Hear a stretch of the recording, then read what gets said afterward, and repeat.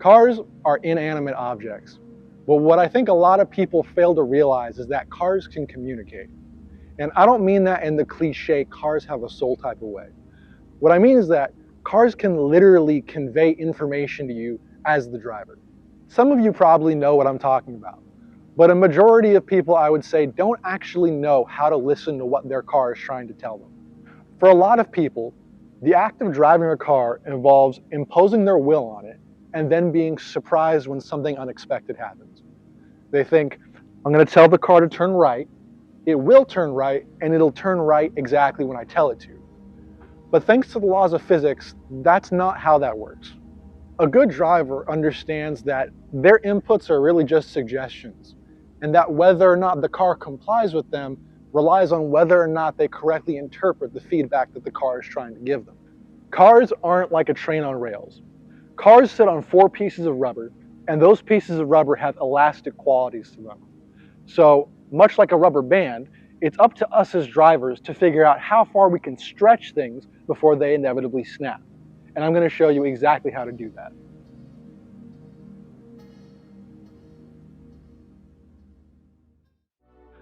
First, we need to begin with how the car gives us information. Now, a lot of people mistakenly rely on only G-forces and their own comfort with them to gauge whether or not they're going the right speed for the corner. But the truth is, the car itself knows how much grip it has to give. And it communicates that information to you through the steering wheel. How does it do that, you might be asking? Well, it does that through the resistance you feel in the steering wheel itself. As you begin turning into the corner, you're going to start transferring weight onto your outer front wheel. That added weight onto your outer front wheel is going to provide the resistance that you're going to feel on the steering wheel itself as you're turning.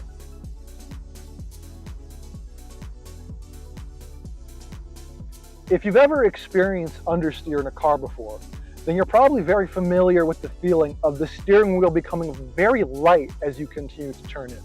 This is because your outer front wheel is no longer gripping the road and able to provide any resistance or feedback through the steering wheel. This makes the steering wheel feel light and unresponsive until you're able to straighten out the wheel enough for your tires to grip the road again.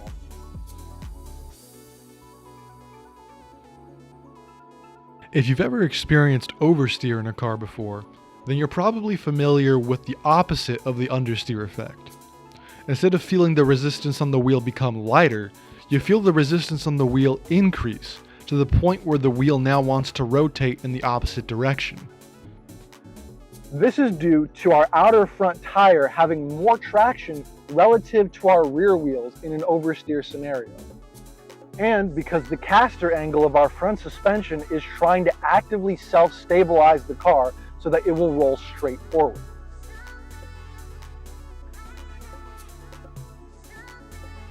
Now that we know what our car is trying to tell us, let's focus on how we can actually listen to the information that it's trying to communicate to us.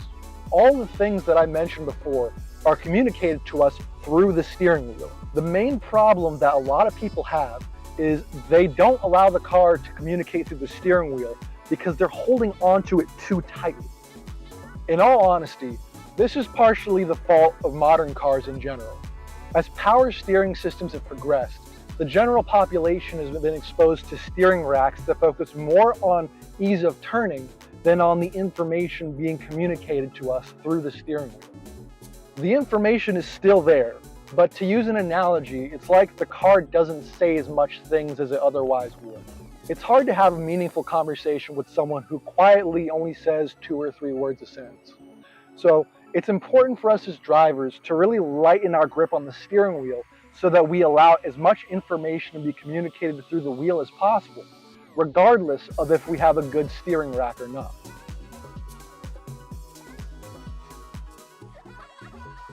I'm going to show you how I personally try to get information from my vehicle. Now, I know things like hand position on the wheel are argued about a lot and are fairly subjective.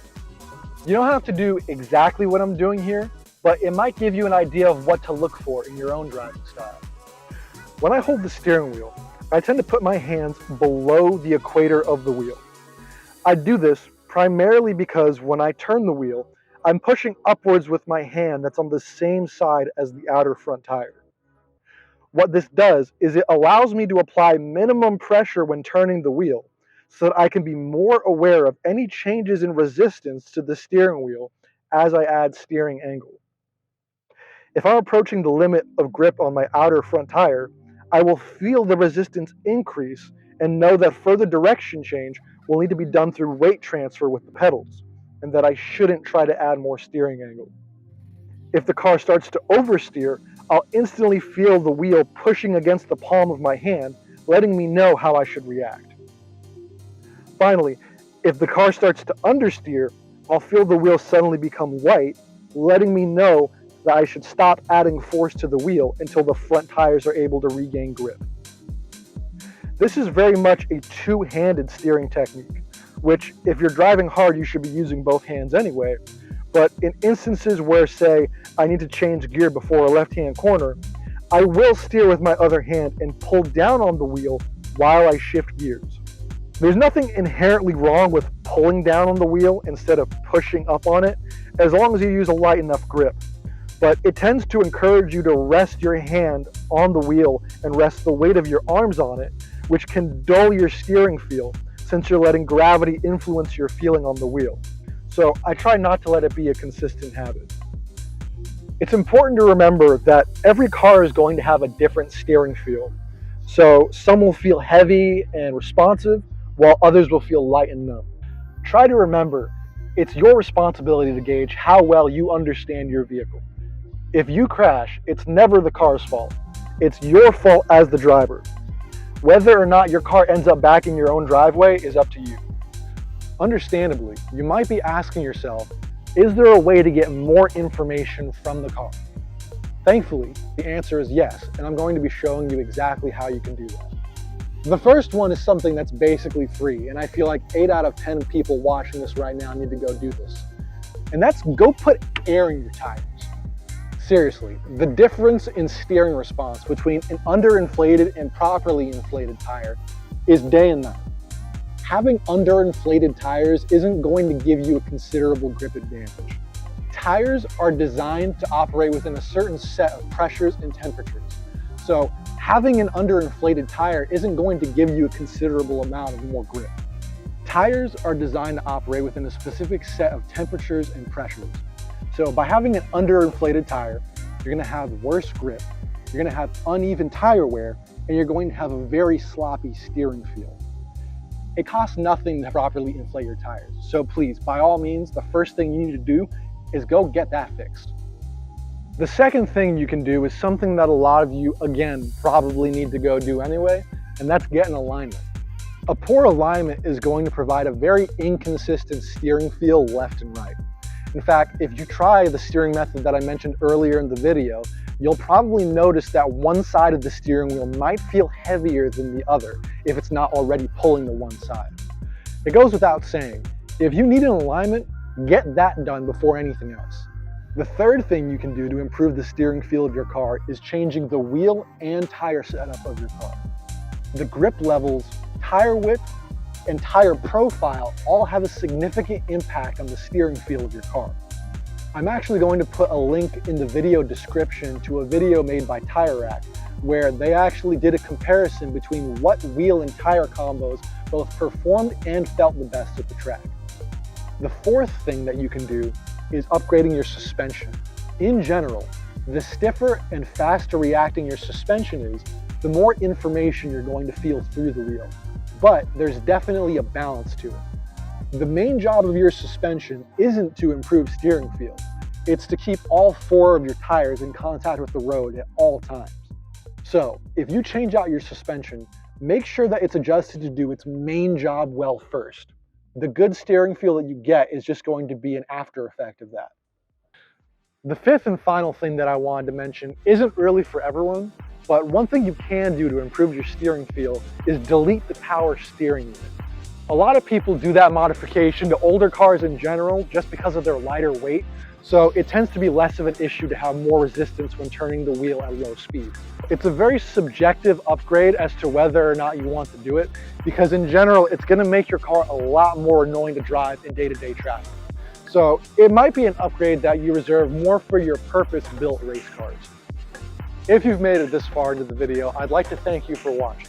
Hopefully, I've helped a few of you improve your driving in one way or another. If you would like to support what I'm trying to do, please leave a like and subscribe, because it lets me know that you'd like to see more of what I'm trying to do here. Also, comment down below and join the Discord if you haven't already to let me know if there's anything I might have left out of the video. Thank you for watching and giving me some of your time. Stay safe out there.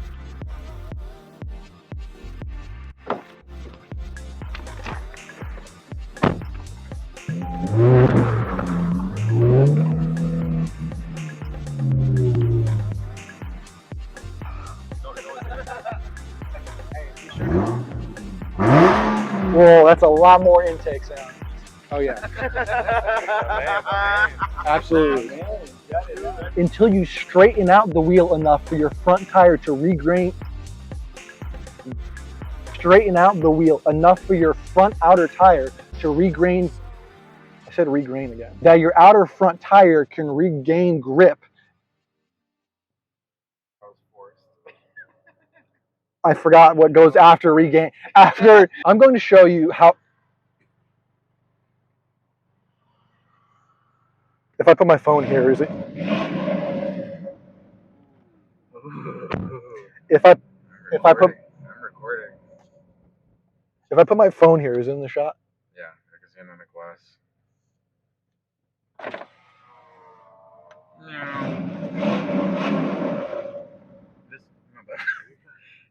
This could be in the bloopers. Like, what the heck? Yeah.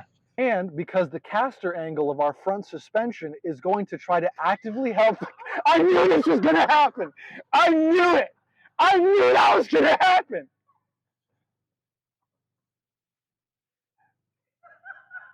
I knew as soon as I